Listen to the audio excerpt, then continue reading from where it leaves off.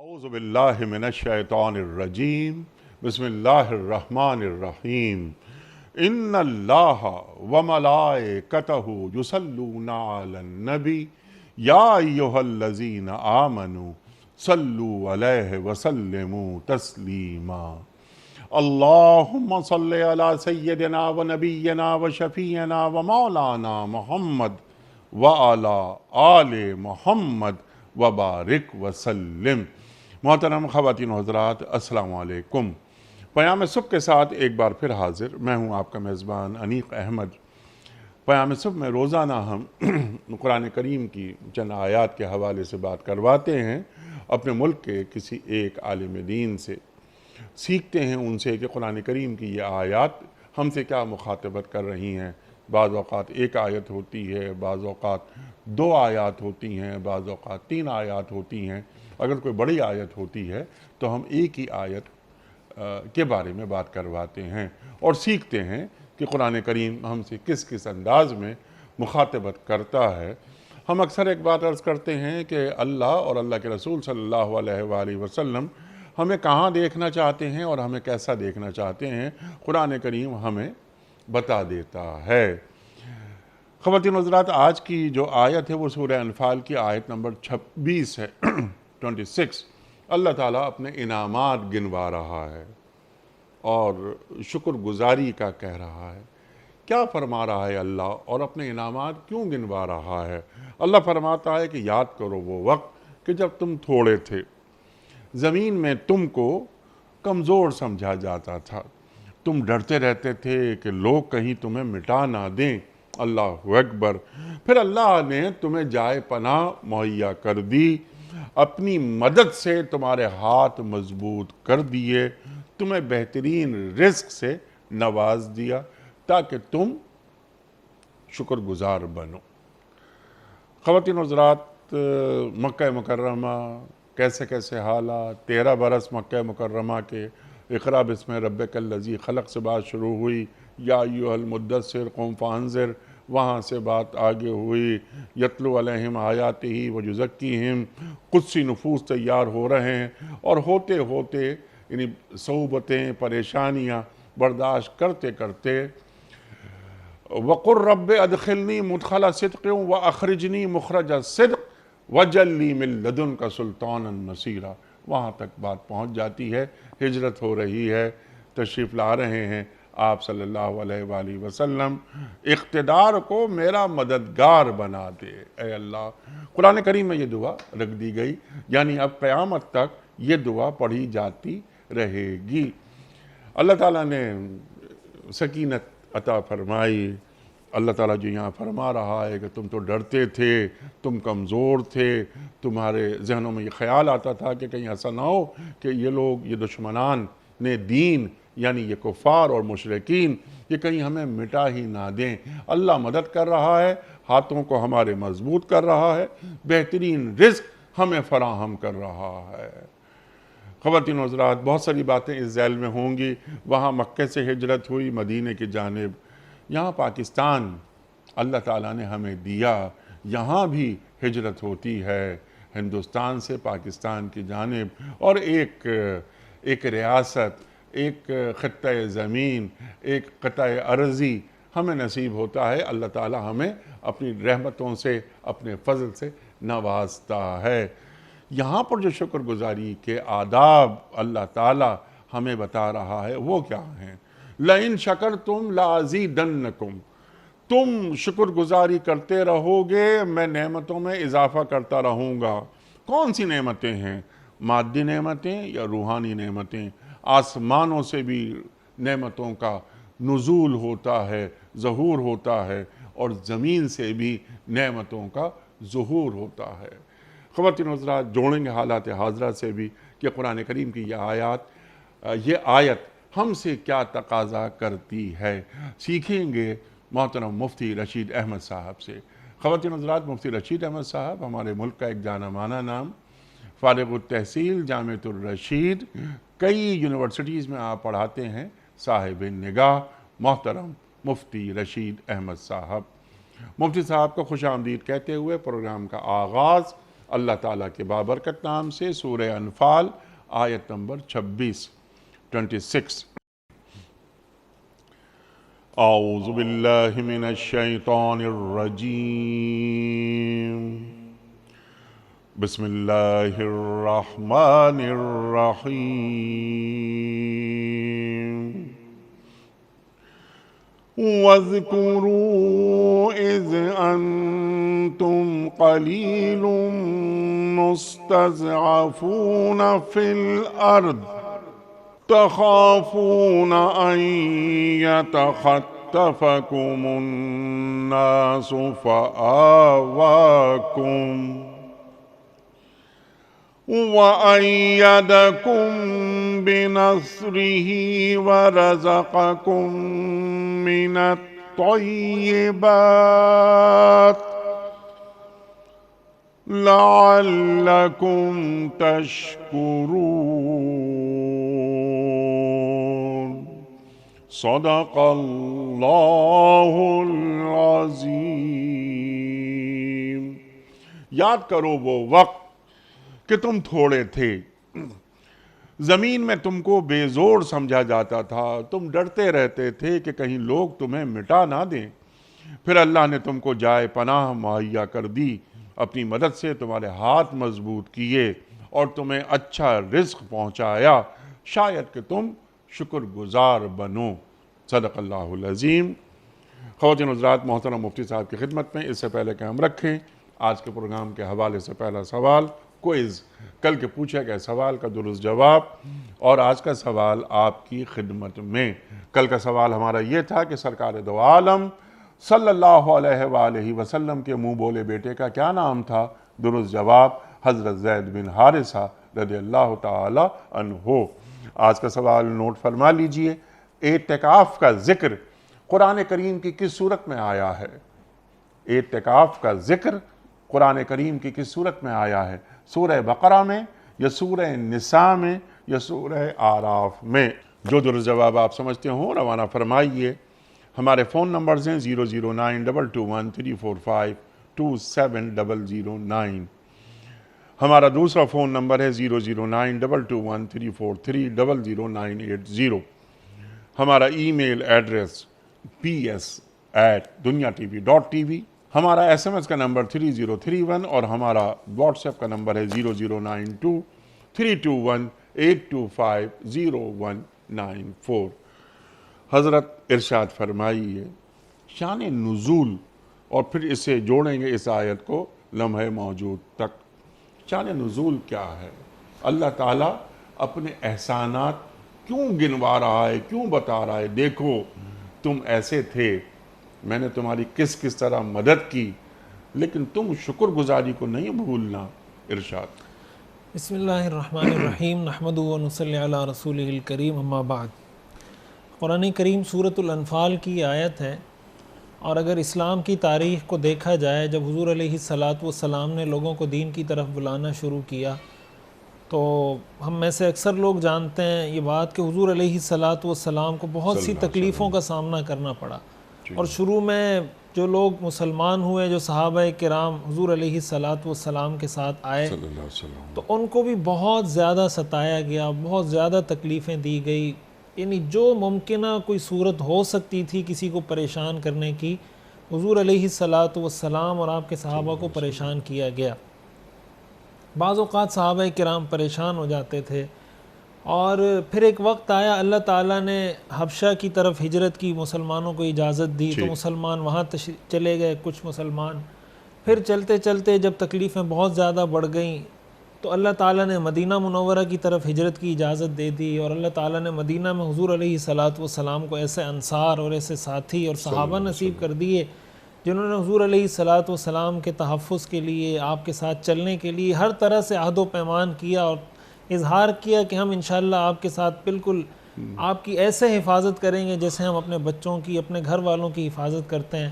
اللہ تعالیٰ نے حضور علیہ السلام کو بھی اجازت دی۔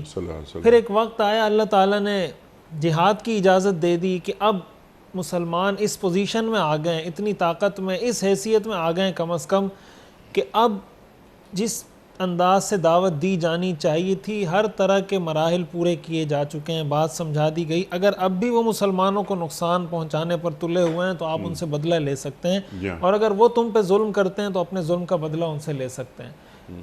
غزوہ بدر کے موقع پر حضور علیہ الصلاۃ والسلام نے صحابہ کرام کو، مہاجرین کو فرمایا تو مہاجرین تو تیار تھے، انہوں نے کہا ہم آپ کے ساتھ تیار ہیں۔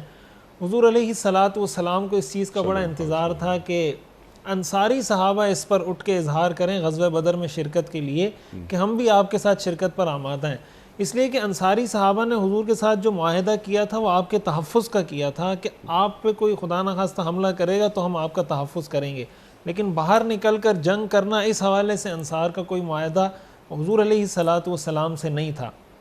جب انصاری صحابہ کو یہ محسوس ہوا کہ حضور ہم سے مخاطب ہیں اور ہم سے کچھ پوچھنا چاہتے ہیں کہ ہم اٹھ کے کچھ بتائیں کہ ہم ساتھ چلنے کو تیار ہیں یا نہیں، تو انصاری صحابہ نے اٹھ کے بڑی وہ جو یعنی کتب تاریخ میں اگر مطالعہ کیا جائے تو آدمی حیران ہوتا ہے جو صحابہ کرام نے جو اس موقع پہ بیان کیا ہے، جو اپنے جذبات کا اظہار کیا کہ اگر آپ ہمیں سمندر میں لو خضت بنا ھذا البحر لخضناہ معک، اگر آپ ہمیں سمندر میں کودنے کا حکم دیں گے ہم آپ کے ساتھ سمندر میں کودیں گے، ہم بنی اسرائیل کی طرح نہیں جنہوں نے موسیٰ علیہ السلام کو کہا تھا کہ اذهب انت وربک فقاتلا انا ھاہنا قاعدون، ہم وہ لوگ نہیں، ہم آپ کو کہیں گے انا معک مقاتلون، ہم آپ کے ساتھ ساتھ لڑتے رہیں گے، جہاں جہاں آپ جائیں گے ہم آپ کے ساتھ لڑتے چلے جائیں گے۔ اللہ تعالیٰ نے مسلمانوں کو حکم دیا، مسلمانوں نے ہمت دکھائی، اللہ کے حکم کو قبول کیا اور کافروں سے مقابلہ کیا، اللہ تعالیٰ نے مسلمانوں کو فتح عطا فرمائی، اور آہستہ آہستہ پھر یہ فتح مزید بڑھتی چلی گئی، فتوحات کا ایک سلسلہ بڑھا، اللہ تعالیٰ نے دین کے پیغام کو پھیلا دیا، اقامت دین کا نظارہ مسلمانوں نے اپنی آنکھوں سے دیکھا۔ اس موقع پر اللہ تعالیٰ مسلمانوں کو ایک تنبیہ کر رہے ہیں، ایک یاد دہانی کروا رہے ہیں کہ کہیں ایسا نہ ہو جیسے غزوہ حنین کے بارے میں آتا ہے نا قرآن میں کہ اذ اعجبکم کثرتکم، کہ جب تمہاری کثرت نے تمہیں تعجب میں اور خوشی میں خوش فہمی میں ڈال دیا کہ آج تو ہم بہت زیادہ ہیں، آج ہمیں کوئی شکست نہیں دے سکتا، تو اس کا نتیجہ یہ ہوا کہ وقتی طور پر مسلمانوں کو شکست ہوئی اور بہت پریشانی کا اور بہت زیادہ ایک تکلیف کا سامنا کرنا پڑا۔ اللہ تعالیٰ یہ فرما رہے ہیں کہ جب تمہیں یہ وقت اب میسر آیا ہے کچھ سکون کا، کچھ سہولت کا، تو اس وقت کو بھولنا نہیں، وَاذْكُرُوا إِذْ أَنْتُمْ قَلِيلٌ، اس وقت کو یاد کرو جب تم تھوڑے بھی تھے، تعداد میں بھی تھوڑے تھے، اور تمہارے پاس کوئی قوت اور طاقت بھی نہیں تھی۔ ایک یہ کہ تعداد میں تم تھوڑے ہو لیکن قوت طاقت ایسی ہو کہ لوگ تم سے ڈرتے ہوں، تعداد میں بھی تھوڑے، قوت میں بھی کم، اور تمہیں ہر وقت یہ دھڑکا لگا رہتا تھا، یہ خدشہ رہتا تھا يَتَخَطَّفَكُمُ النَّاسُ کہ کوئی آ کے تمہیں مٹا دے گا، کوئی اچک کے لے جائے گا، کوئی تمہیں ختم کر دے گا۔ اللہ تعالیٰ نے ان سارے حالات سے تمہیں گزارا اور تم نے اس وقت اللہ کے حکم کو مانا تھا، ایک مشکل وقت تھا، مشکل حالات تھے، جہاد کرنا بھی مشکل تھا، اتنی بڑی فوج سے اتنے تھوڑے لوگوں کا لڑنا بھی مشکل کام تھا، اللہ کا حکم تھا، تم نے اس پہ عمل کیا، اللہ نے اس کا رزلٹ، اس کا نتیجہ، اس کا ثمرہ تمہیں دنیا میں دکھایا۔ فآواکم وأیدکم بنصری، اللہ نے بدر میں فرشتے اتار کے دکھائے کہ میں جب میرے حکم پہ کوئی عمل کرتا ہے میں اس کی کیسے مدد کرتا ہوں۔ تمہیں یہ چیز یاد رہنی چاہیے، اگر آئندہ بھی تمہیں شریعت کا کوئی حکم دیا جائے، تمہیں بتایا جائے کہ یہ کرنا ہے، یہ نہیں کرنا، یہ حلال ہے، یہ حرام ہے، جتنا بھی مشکل محسوس ہو، اس وقت کو یاد رکھنا کہ اللہ تعالیٰ نے اس مشکل وقت میں ایک حکم دیا تھا، تم نے کر لیا تھا، اللہ نے اس کا نتیجہ دیا۔ ابھی بھی اگر تم اسلام پر، شریعت کے حکم پر عمل کرو گے، اللہ دنیا میں اس کا نتیجہ، اس کا ثمرہ تمہیں دکھائے گا۔ اور آگے اللہ نے فرمایا یہ نعمتیں، یہ ساری چیزیں گنوانے کا مقصد لعلکم تشکرون، انسان کو جو موٹیویشن ملتی ہے نا کسی چیز سے کہ وہ موٹیویٹ ہو کوئی کام کرنے کے لیے، تو اس کے لیے ایک بہت بڑا موٹیو وہ یہ ہوتا ہے کہ وہ ان نعمتوں کو یاد کرے، ان نعمتوں کو سوچے، ان پہ غور و فکر کرے جو نعمتیں اس کو دی گئی ہیں۔ بعض اوقات ایسا ہوتا ہے کہ اگر کوئی ادارہ، کوئی کمپنی کسی اسٹوڈنٹ کو سپانسر کرتی ہے کہ بھائی آپ کی فیس ہم یونیورسٹی کی فیس ہم بیئر کریں گے، لیکن آپ نے فارغ ہونے کے 2 سال بعد تک ہمارے ساتھ کام کرنا ہے۔ اب وہ 2 سال تک اس کمپنی کے ساتھ کام کرتا ہے گریجویشن کے بعد بھی، تو اگر اس سے کوئی پوچھے کہ یار 2 سال ہو گئے تمہیں گریجویشن کیے ہوئے، تم کمپنی کے ساتھ کام کر رہے ہو، کیوں، آخر ریزن کیا ہے؟ تو اس کا جواب یہی ہوتا ہے کہ یار انہوں نے مجھے اس وقت سپانسر کیا تھا، یا انہوں نے اس وقت میری مدد کی تھی جب میرے کو کوئی سپانسر کرنے والا نہیں تھا، کوئی مدد کرنے والا نہیں تھا۔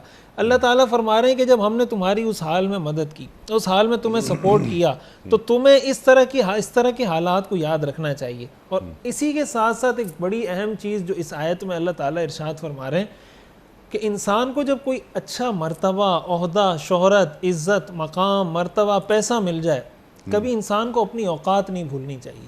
ایسا نہ ہو کہ انسان کو اللہ کوئی اچھا مقام دے دے تو وہ اپنے ماضی کی طرف پلٹ کر ہی نہ دیکھے. مثال کے طور پر اگر ہم معاشرتی زندگی کی بات کریں، میاں بیوی آپس میں ہنسی خوشی زندگی گزار رہے ہیں، کبھی کسی بات پہ لڑائی ہو گئی، اب میاں کو بھی غصہ، بیوی کو بھی غصہ، اور اب وہ اس حد تک پہنچ گئے کہ وہ یہ چاہتے ہیں کہ یہ رشتہ ہی ہم ختم کر دیں، بس طلاق ہو جائے، معاملہ ختم ہو جائے.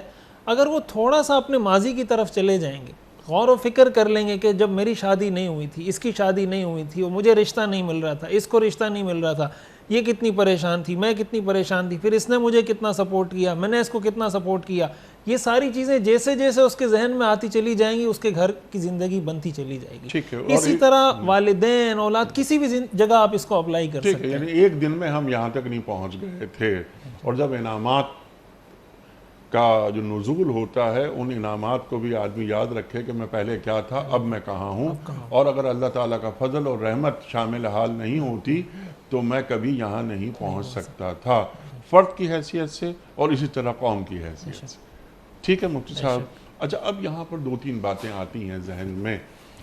یہاں جیسے سورہ قریش، اطعمہم من جوع وآمنہم من خوف، پھر وہ ایک لباس ہے ایک جو کا اور خوف کا لباس، یعنی خوف سے بھی اللہ دور کر دیتا ہے نا.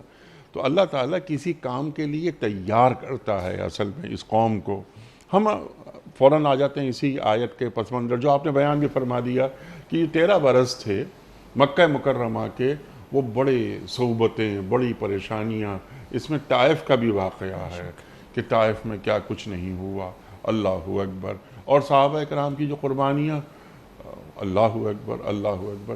لیکن 13 برس کے بعد یہ ہوتا ہے، بلکہ 13ویں برس ہی میں، کہ اللہ تعالیٰ کے رسول صلی اللہ علیہ وآلہ وسلم کو اللہ ہجرت کا حکم دے دیتے ہیں.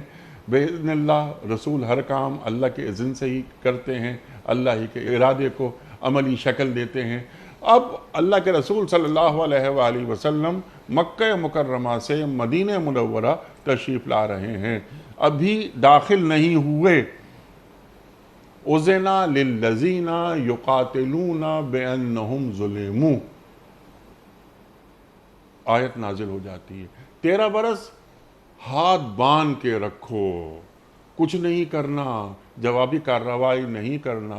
تو یہ اُذِنَ لِلَّذِينَ يُقَاتِلُونَ بِأَنَّهُمْ ظُلِمُوا ذرا اس تعلق سے کچھ فرمائیے. پھر یہ حنین و بدر و خندق ہیں، جنوں کی جلوہ گاہ ہیں. آسمان سے مدد ہو رہی ہے، فرشتوں کے ذریعے مدد ہوتی ہے. شکر گزاری کے آداب بھی سامنے آ رہے ہیں، بلکہ آداب کا، شکر گزاری کا اظہار بھی سامنے آ رہا ہے کہ فضائے بدر پیدا کر، فرشتے تیری نصرت کو اتر سکتے ہیں گردوں سے، قطار اندر قطار اب بھی. فلم تقتلوہم ولکن اللہ قتلہم، اور وما رمیتا اذ رمیتا ولکن اللہ رما. تو نصرت الہی کا مستحق قوم کیسے ہوتی ہے، امت کیسے ہوتی ہے؟ ارشاد فرمائیے. یہ بڑا ایک اہم سوال ہے، اور اس آیت کا بڑا اہم پیغام اور میسج بھی ہے کہ ایک مسلمان اس آیت سے یہ سبق حاصل کرے، یہ پیغام حاصل کرے. قرآن کریم میں اللہ تعالیٰ نے اسی کا ذکر کیا کہ جب تم تھوڑے تھے اللہ نے تمہاری مدد کی اور اللہ نے تمہاری نصرت کی. لیکن اگر غور کیا جائے، تاریخ کا مطالعہ کیا جائے، سیرت کا مطالعہ کیا جائے، تو اس سے ہمیں یہ بھی پتہ چلتا ہے کہ اس نصرت کے اسباب کیا تھے. یہ مدد اللہ کی کب، کن لوگوں کے ساتھ تھی، کس وجہ سے یہ مدد تھی.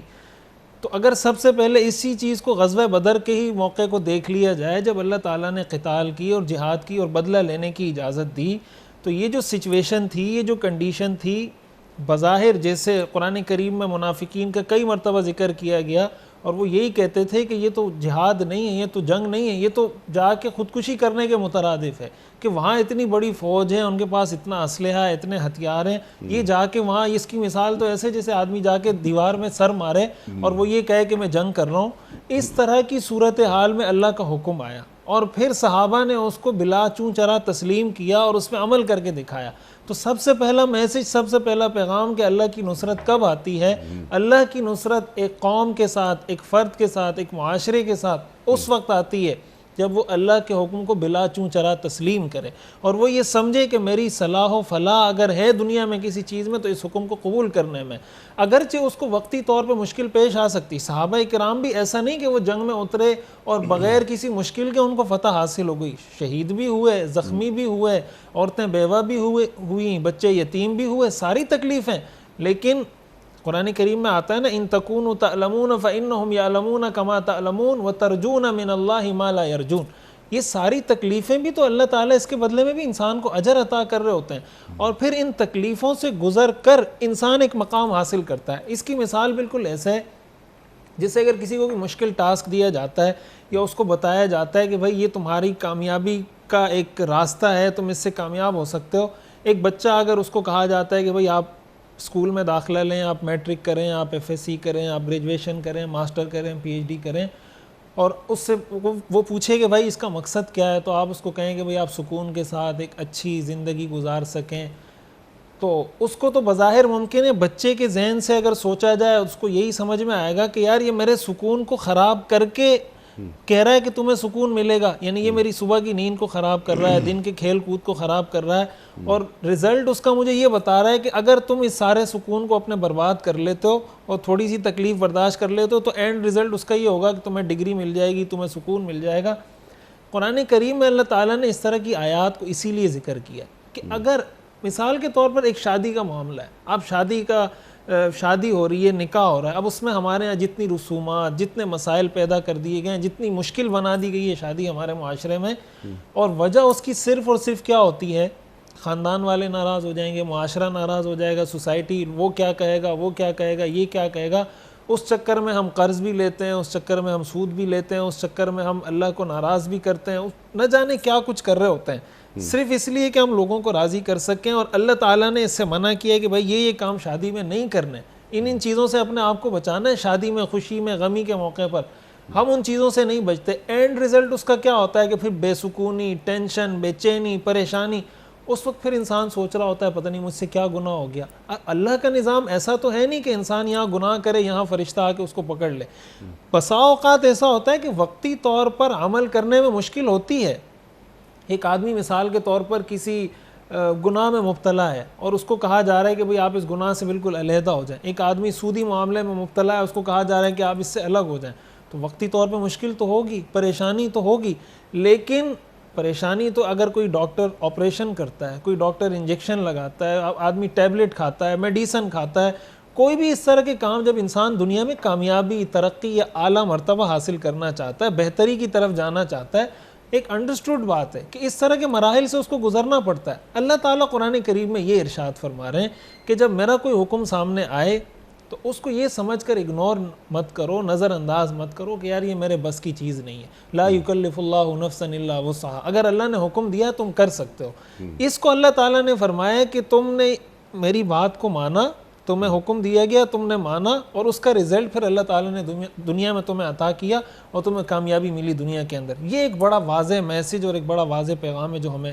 اس آیت سے ملتا ہے اور سمجھ میں آتا ہے۔ سبحان اللہ، سبحان اللہ۔ تو گویا یہاں شکر گزاری کا مطلب فرما برداری ہے، بے شک، ٹھیک ہے نا؟ شکر گزاری بمعنی فرما برداری۔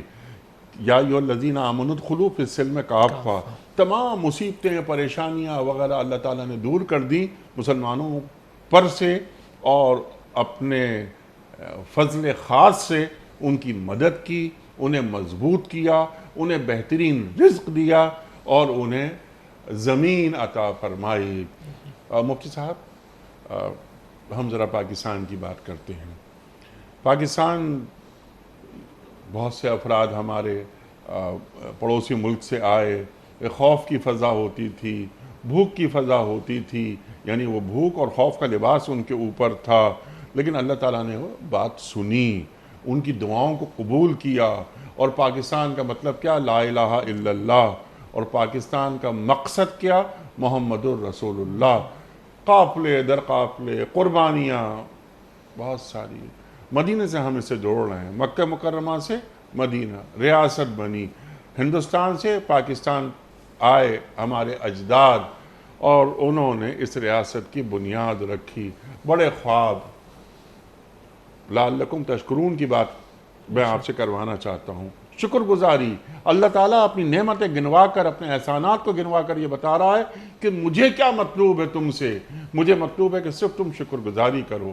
تو پاکستان اس ریاست کے قیام کے بعد یہاں کے رہنے بسنے والے، یہاں زندگی کرنے والوں کو اللہ کی شکر گزاری کس انداز میں کرنی چاہیے تھی اور وہ کس انداز میں کر رہے ہیں؟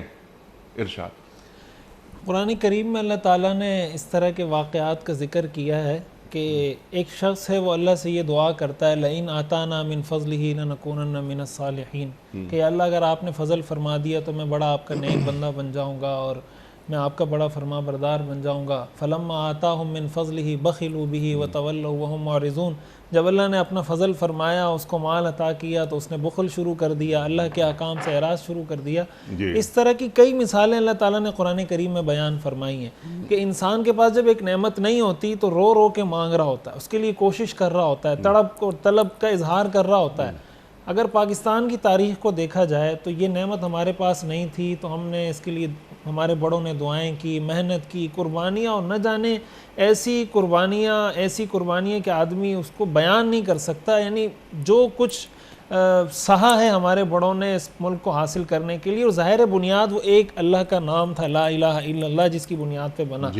قرآن کریم میں آتا ہے ضرب اللہ مثلا قریۃ کانت آمنۃ مطمئنۃ یأتیہا رزقہا رغدا من کل مکان فکفرت بانعم اللہ فاذاقہا اللہ لباس الجوع والخوف.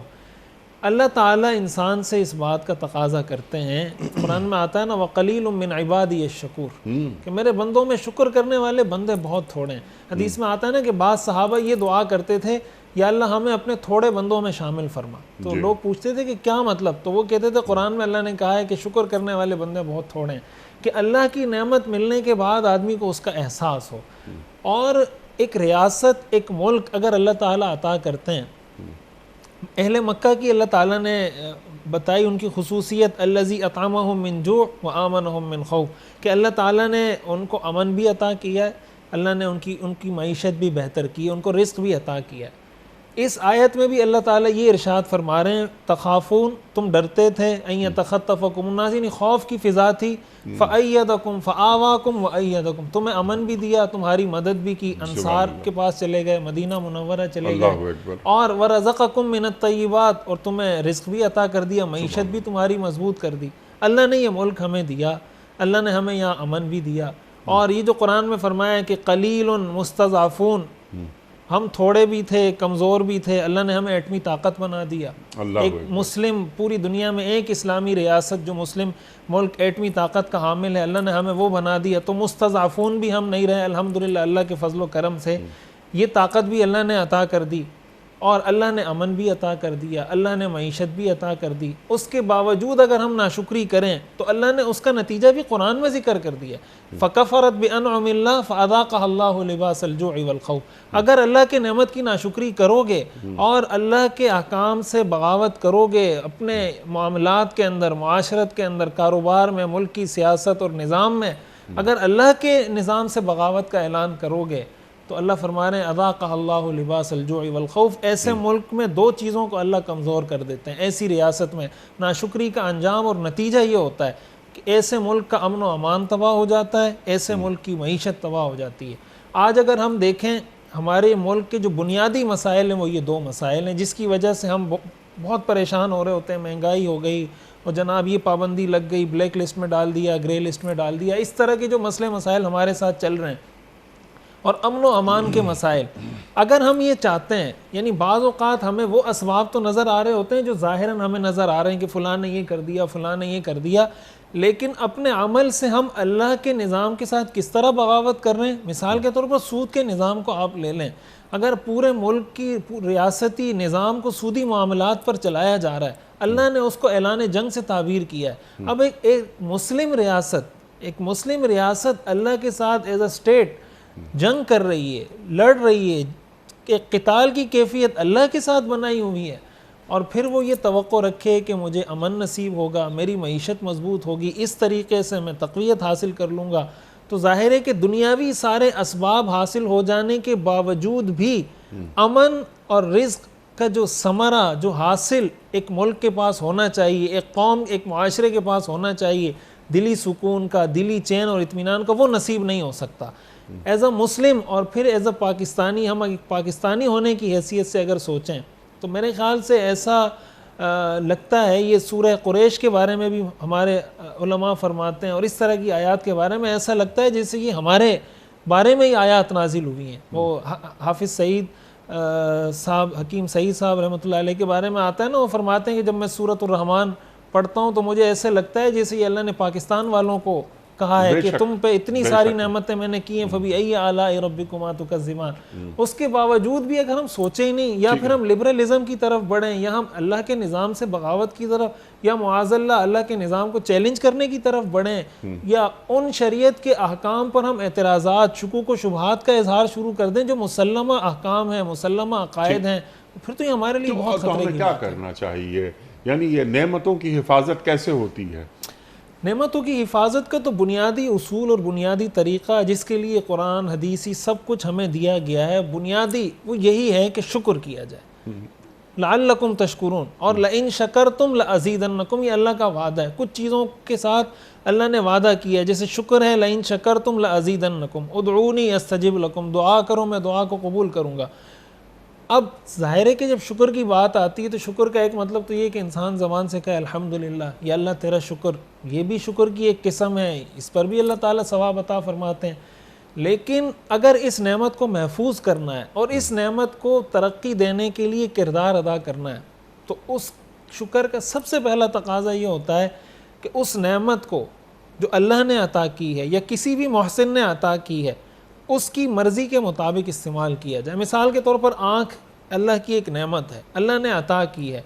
اب اگر اسی آنکھ کو میں اللہ کی نافرمانی کے کام میں استعمال کر رہا ہوں اور زبان سے میں کہہ رہا ہوں الحمدللہ یا اللہ آپ کا شکر، تو اس کا مطلب جو اللہ نے مجھ سے تقاضا کیا تھا کہ اس آنکھ کو ایسے استعمال کرنا ہے اور ایسے نہیں کرنا، میں نہیں کر رہا. اللہ نے ایک پیسہ دیا، مال دیا، دولت دی، کوئی نعمت دی، اب اس پیسے کو میں غلط جگہ پہ خرچ کر رہا ہوں، میں کسی ناجائز کام میں اس کو صرف کر رہا ہوں، کسی ناجائز چیز کو پروموٹ کرنے میں خرچ کر رہا ہوں. اللہ نے مجھے اولاد دی، اولاد کی صحیح تربیت کرنے کے بجائے میں نے دنیا کمانے کو مقصد بنا لیا ہے اور ان کی دینی تربیت کو میں نظر انداز کر رہا ہوں. اس کا مطلب جو اولاد دینے کا مقصد تھا، جس مقصد کے لیے اللہ نے اولاد دی تھی، جس مقصد کے لیے اللہ نے دنیا کو بنایا تھا، انسان کو بنایا تھا، اس مقصد کو ہم نے فراموش کر دیا.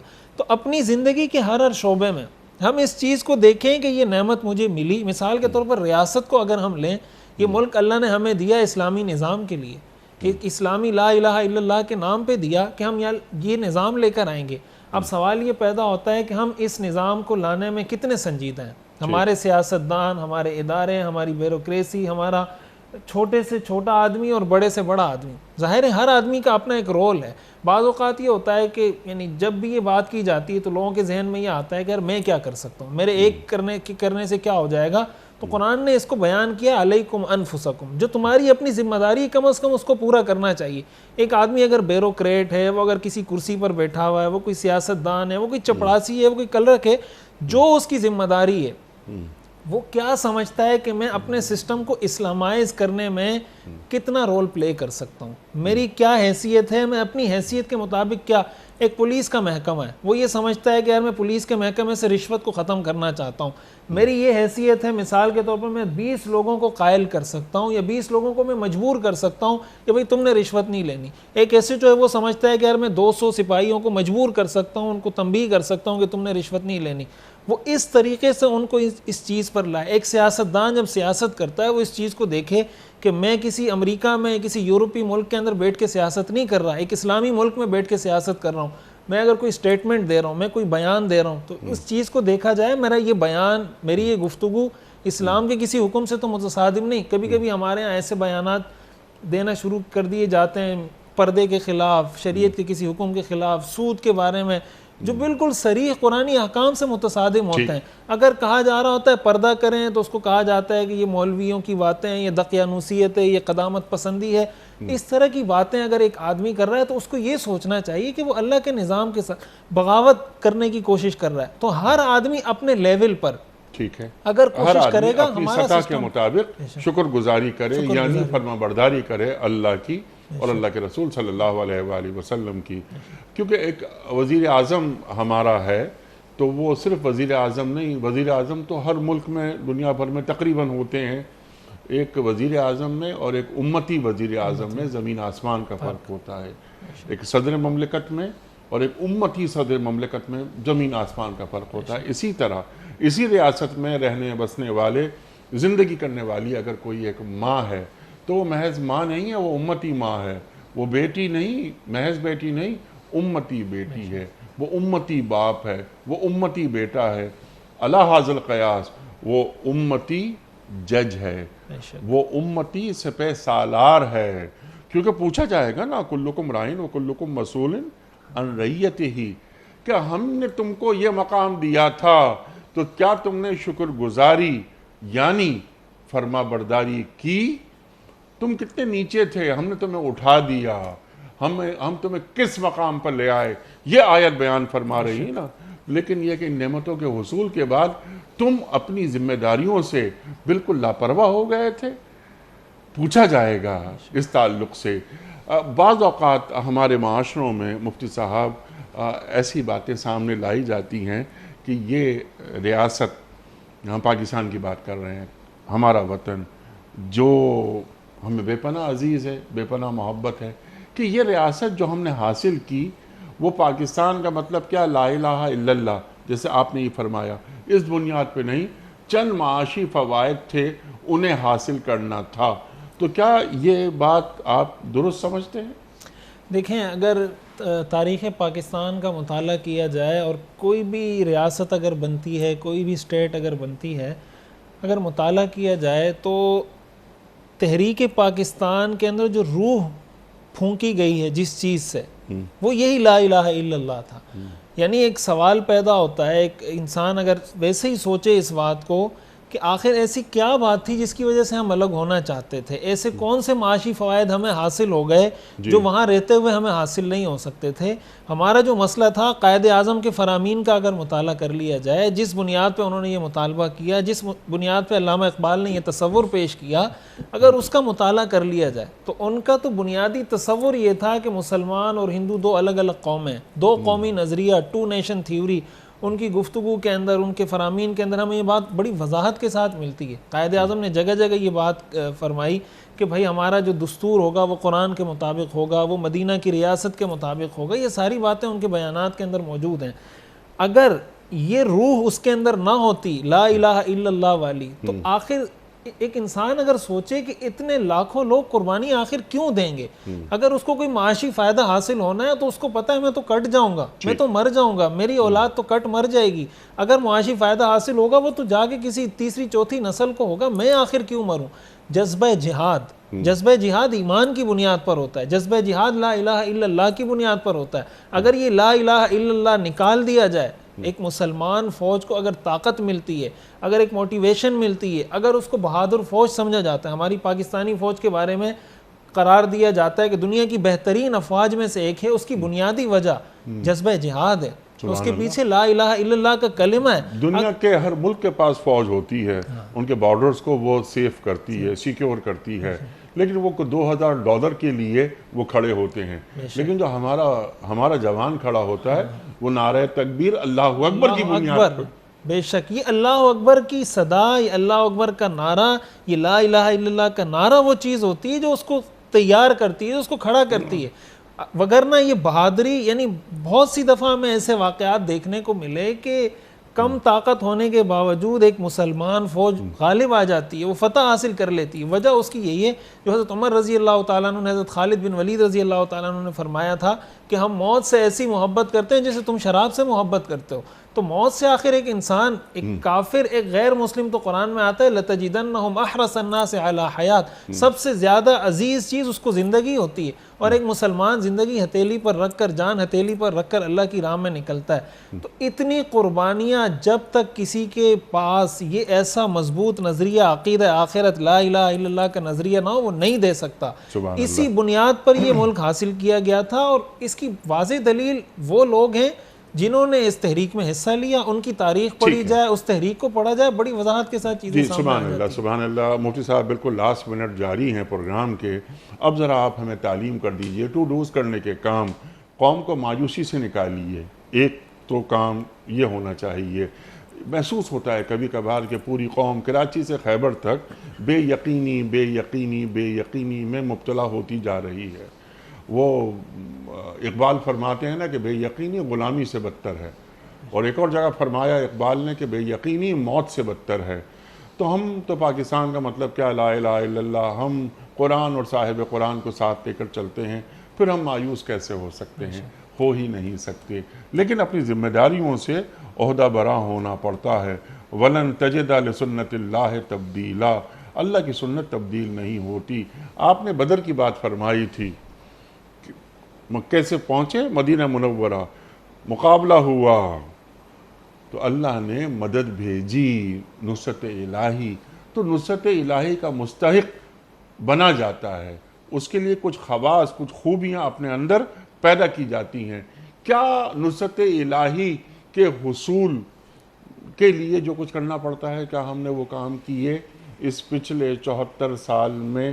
ایک تو اس طرح کچھ فرما دیجئے اس بابت، اور یہ بھی فرما دیجئے کہ کرنے کے کام کیا ہیں، خاص طور پر جو ہمارے بڑے ہیں، جو اس مملکت کو چلا رہے ہیں، انہیں اپنا رخ اللہ کی طرف کیسے رکھنا چاہیے کہ ہم کمزور تھے، اللہ نے مدد کی. دشمن ہمیں مٹانا چاہ رہا تھا، اللہ نے ہماری مدد کی. اللہ نے ہمیں رزق دیا اس وقت کہ جب ہمارے پاس رزق نہیں تھا، ہمیں قوت عطا کی. تو اللہ تعالیٰ کو کچھ ہم سے مطلوب بھی تو ہے. تو خاص طور پہ ہمارے بڑے اور ایک عام پاکستانی، اس کی بنیادی ذمہ داری کیا ہے؟ بے شک قرآن کریم کی اس آیت کو اگر دیکھا جائے تو اللہ تعالیٰ نے اس آیت میں گویا ہمیں یہ پیغام اور یہ درس دیا ہے کہ ایک مسلمان وہ ہوتا ہے جو اپنی کمزوری کو اپنی طاقت بنا لیتا ہے. کیا بات ہے. اگر اس کے پاس حالات ایسے ہیں، وسائل نہیں ہیں، اسباب نہیں ہیں، مشکلات کا سامنا اس کو ہے، تو وہ اللہ پر توکل کر کے، عزم کر کے کام کرے. قرآن کریم میں اسی لیے اللہ نے فرمایا وَمَن يَتَّقِ اللَّهَ يَجْعَلْ لَهُ مَخْرَجًا وَيَرْزُقْهُ مِنْ حَيْثُ لَا يَحْتَسِبُ. اگر ایک مسلمان چاہے وہ ایک فرد کی حیثیت میں ہو، ایک ملک کی حیثیت میں ہو، ایک وزیر اعظم کی، کسی بھی اسٹیٹس کا آدمی، اگر وہ توکل اور تقوی اختیار کر لیتا ہے وَمَن يَتَوَكَّلْ عَلَى اللَّهِ فَهُوَ حَسْبُهُ، پھر اللہ اس کو کافی ہو جاتا ہے. اس آیت کا بنیادی میسج ہی یہی ہے کہ اس موقع پر صحابہ نے یہ توکل کیا، اللہ نے پھر اپنی مدد کر کے ان کو دنیا کو دکھایا.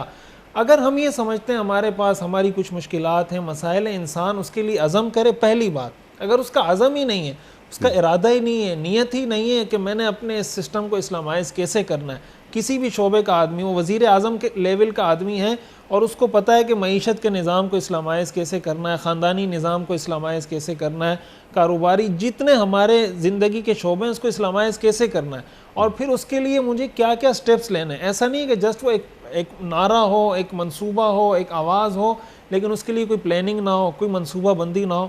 جو منصوبہ بندی اس کے لیے ریکوائرڈ ہے وہ ساری کی جائے، وہ سارے مراحل اختیار کیے جائیں، اپنی کوشش کی جائے، اور پھر اپنی کوشش کرنے کے بعد اللہ پہ توکل کر کے اللہ سے مانگا جائے کہ اللہ یہ میری ذمہ داری تھی، میں یہ کر سکتا تھا، میں نے کیا.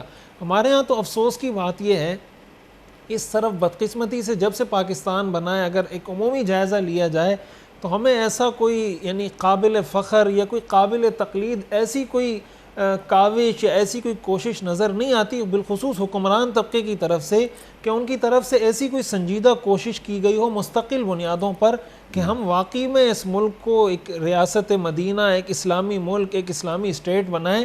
اور اسلامی اسٹیٹ بنانے کا جو مطلب ہوتا ہے اسلام کی نظر میں وہ کہ ہماری زندگی کے ہر شعبے میں اسلام ہو.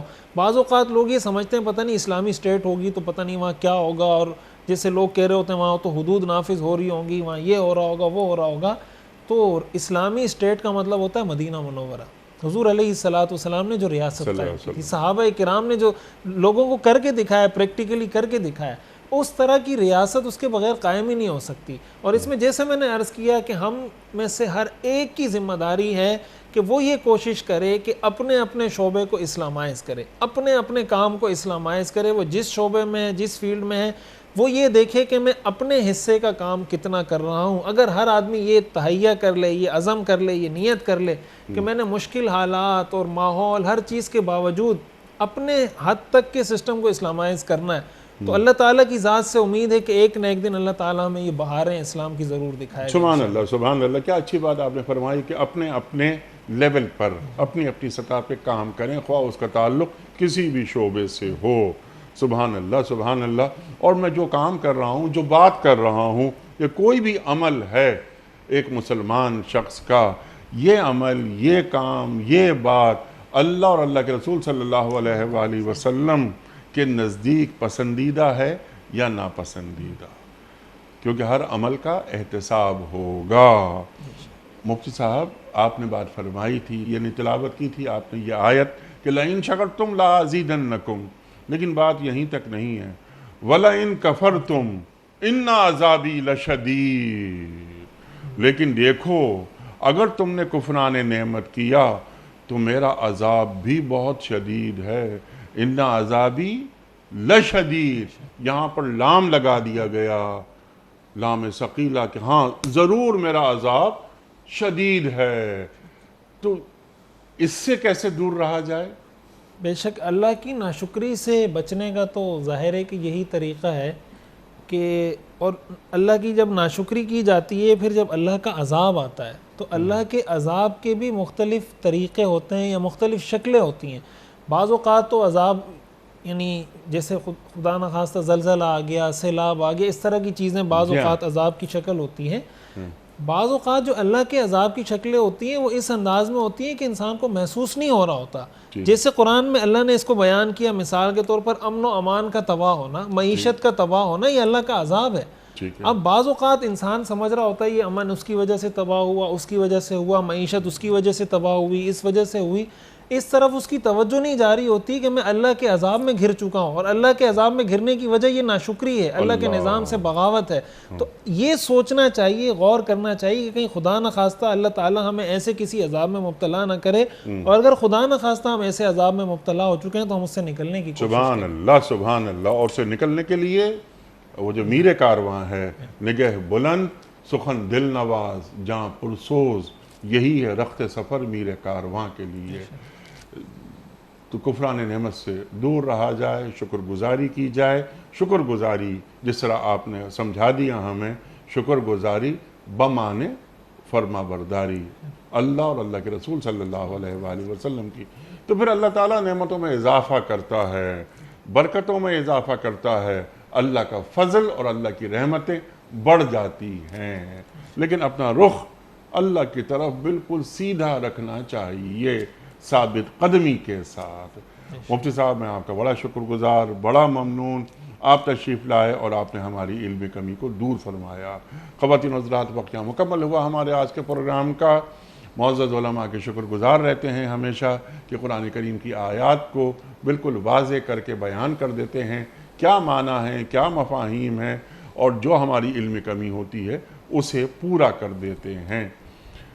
خواتین و حضرات, بہت ساری باتیں مزید ہو سکتی ہیں مفتی صاحب سے, لیکن وقت اجازت نہیں دے رہا. کوئز. کل کا ہمارا سوال یہ تھا کہ سرکار دو عالم صلی اللہ علیہ وآلہ وسلم کے منہ بولے بیٹے کا کیا نام تھا؟ درست جواب حضرت زید بن حارثہ رضی اللہ تعالی عنہ. آج کا سوال نوٹ فرما لیجئے. اعتکاف کا ذکر قرآن کریم کی کس صورت میں آیا ہے؟ سورہ بقرہ میں, یا سورہ نساء میں, یا سورہ آراف میں؟ جو درست جواب آپ سمجھتے ہوں روانہ فرمائیے. ہمارے فون نمبرز ہیں 0092213452709. ہمارا دوسرا فون نمبر ہے 009221343000980.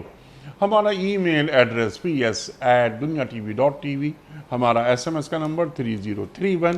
اور خواتین و حضرات, ہمارا واٹس ایپ کا نمبر ہے 009232182509194. وقت ہے قرآن دازی کا. محترم مفتی صاحب, ایک پرچی نکال کر اعلان فرما دیجئے. آج کے ونر کون ہیں؟ آج کے ونر ہیں عبداللہ عمیر راول پنڈی. عبداللہ عمیر صاحب راولپنڈی سے۔ آپ کی خدمت میں دنیا ٹی وی کی جانب سے دینی کتب پر مشتمل گفٹ ہیمپر آپ کے گھر بذریعہ کوریئر روانہ کیا جا رہا ہے۔ آپ کو بہت بہت مبارک ہو۔ اختتام ہوتا ہے پیام صبح کا روزانہ ایک قول پر، اور وہ قول ہوتا ہے صاحب نہج البلاغہ امیر المومنین حضرت علی مرتضیٰ کرم اللہ وجہہ کا۔ آپ فرماتے ہیں کہ ٹوٹ پڑنے والے غموں کو صبر کی پختگی اور حسن یقین سے دور کرو۔ ٹوٹ پڑنے والے غموں کو صبر کی پختگی اور حسن یقین سے دور کرو۔ سبحان اللہ سبحان اللہ۔ اپنے میزبان انیق احمد کو کل تک کے لیے اجازت دیجیے۔ خدا حافظ۔